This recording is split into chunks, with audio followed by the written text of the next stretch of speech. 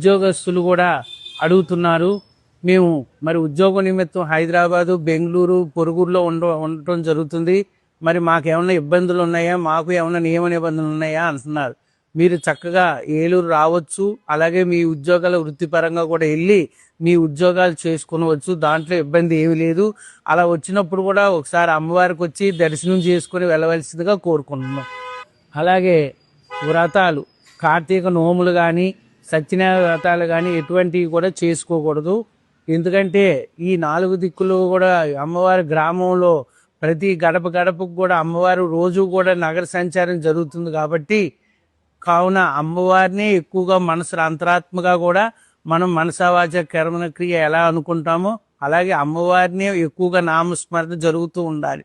అందుకని ఈ విశేషంగా ఈ గంగానమ్మ జాతరలో మన పూర్వం నుంచి మన పెద్దలు పెట్టిన ఆచారం కాబట్టి అదే విధంగా నడుపుతూ జరుగుతుంది.